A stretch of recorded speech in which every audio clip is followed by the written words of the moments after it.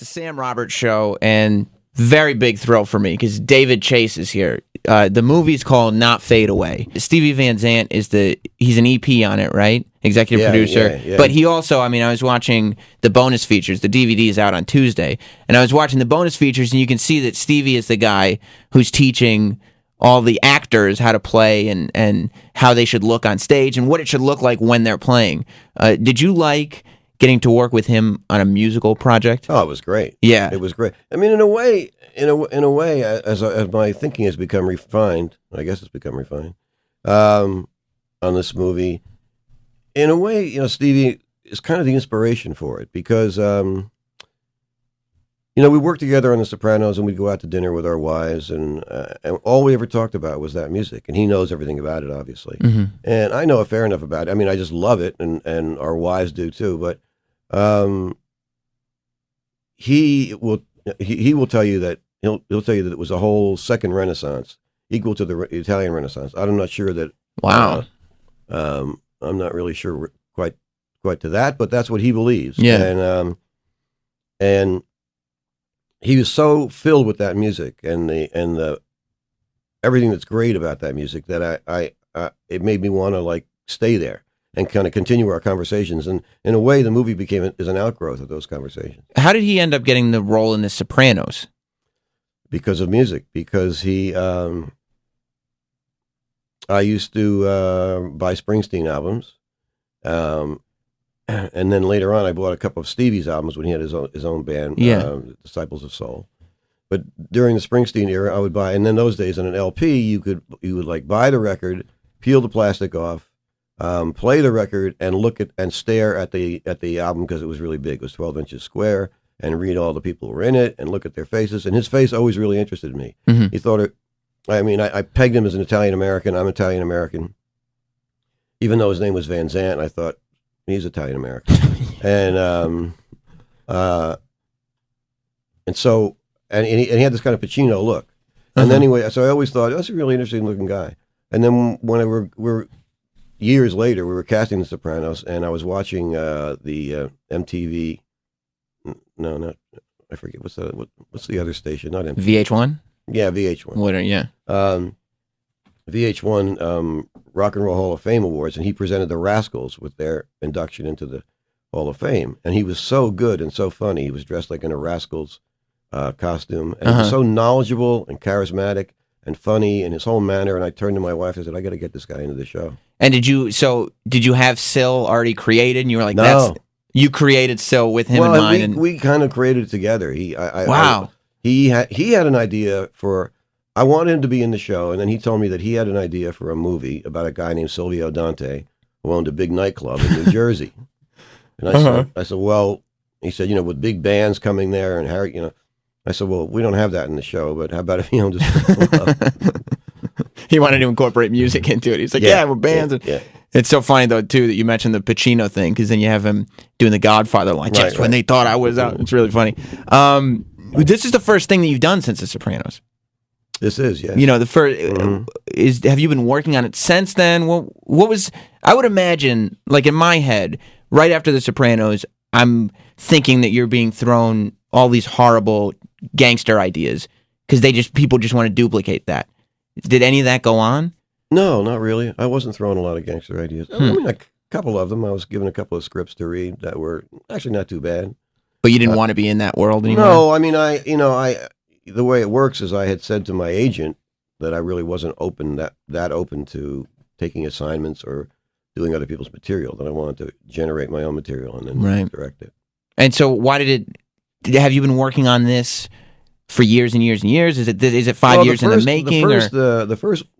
The first blush of this movie happened like in 1981. A friend of mine who I was in a band with when I was 18, and we were both grown-ups by that time, came to visit me and slept on the floor, and he was just so different than by that time I had a kid, and he was just he was still like the rhythm guitar player from when we were 18. Yeah.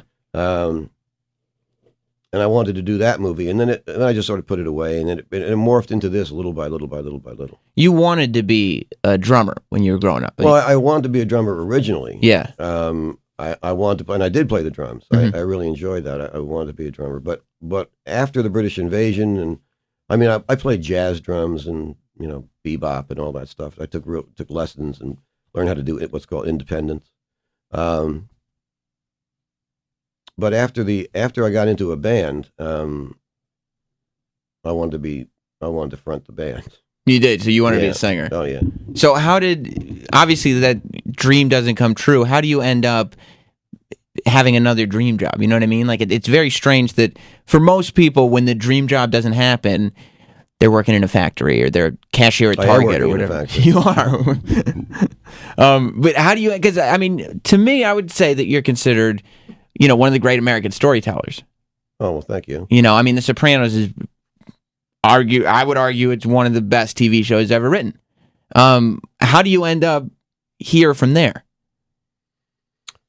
It just so happened that as I was beginning to realize that I probably wasn't going to front any band, I also became interested. I was going to school here in New York City, and I became interested in foreign film. I'd always loved movies, but I never knew where they came from, or I'd heard about Warner Brothers and Paramount and all that, but I never paid attention to directors or auteurs or anything like that.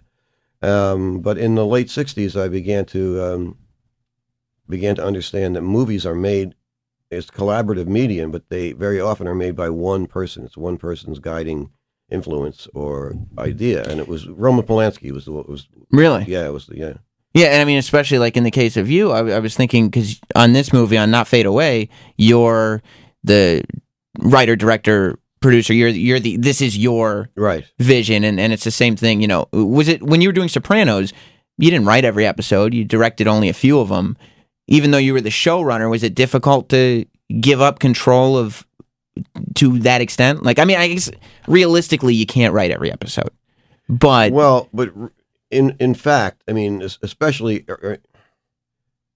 toward the end, if it's working out well, the people that you're working with have gone through a learning curve. And they are, in fact, producing great work, which some of the writers on The Sopranos did. But your responsibility as what a showrunner really means is,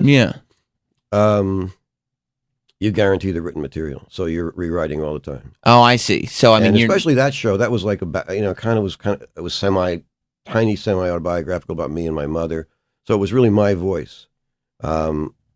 And other people have to, when I was, working for other people, that's what you do. You have to fit into someone else's voice. So was this another case of, like, when you say semi-autobiographical, was this another case of, do you wish that you were more like Tony in the way that he dealt with his mother? Or did you see little elements of, the anger that your mother would give you? Well, yeah, the anger part of it is definitely there. Yeah. I mean, I wish I was more like Tony, and I wish I was less like Tony also.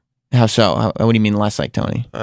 As time goes on, I wish I was less angry, and I wish I hadn't been so angry for so long, and at the same time, I'd like to be like Tony and go kick somebody's ass. Yeah, I mean, you'd like to know that you have all this anger, you could go do something with it. Exactly. How was pitching Tony to James Gandolfini? Like, from the beginning, did he get what it was, or is he sitting there saying, "I thought this was a gangster show, now I'm watching ducks fly out of my pool"? No, he read the script. And he understood it from the beginning. He read it, yeah. People became obsessed with The Sopranos, though. And to the point where every story, you started to get a lot of heat when it was on. I feel like since it's been off the air, people have just loved it as a body of work a lot more than they did when it was episode by episode and critiquing every Monday and trying to figure out. When people started complaining about some of the loose ends, Pine Barrens, Employee of the Month, and stuff like that, are you sitting there going, I intended to wrap those up and didn't get to it, or that was the story? That story's over. Well, it was a little bit different. Employee of the Month, that's over. That is that story. That's the story. She didn't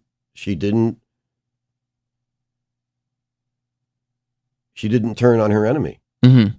And subject her enemy to... I guess that's funny because people assume the story wasn't over because they didn't get the result they wanted. You know what I mean? Because Tony didn't get his hands on the guy. Exactly. So what happened was Melfi instead had her integrity and her sense of ethics. Yeah. She relied upon those and toughed it out with that, and that's not a good story, I guess. No. And what about... Yeah, I guess not. Everybody wants to see the action at the end. And Pine Barrens, it was done. Pine Barrens, you mean the Russian? Yeah. I he goes up the tree and yeah, and then people began. He never went up a tree, but people. What did he do? Do you know what he did? Yeah. How did he get out of there? We had it figured out. It's been a long time. Yeah.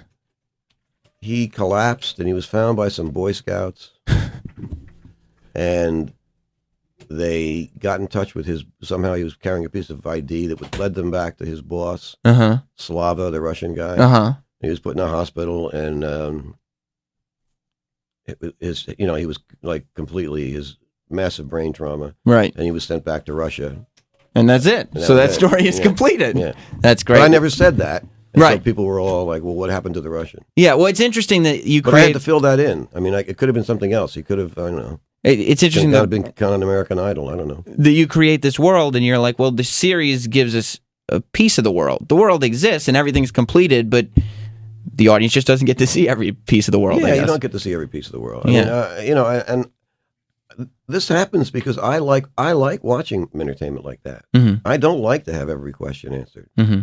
I like there to be possibilities for me to think. That's why it's not like some kind of snotty attitude like, oh, well, I have contempt for the audience. That's the kind of movies I like to go to see. Right. And so, obviously, if you're the artist... one of my favorite movies is 2001. I don't know who that baby in the bubble is. Right. But you like that. But I like it. Because then you can kind of create it in your head. You can figure out and use your brain a little bit. Well, Not Fade Away is on DVD on Tuesday. I'd recommend everybody go pick it up. And it's great, too, because as you're watching it, it's not like The Sopranos whatsoever. It's a coming of age. It's a great story, but it's also the composition of the shots and the cinematography. You can absolutely see David Chase all over it. I found that when I was watching it. I really enjoyed it. And is Tony dead? I'll talk to you later, David.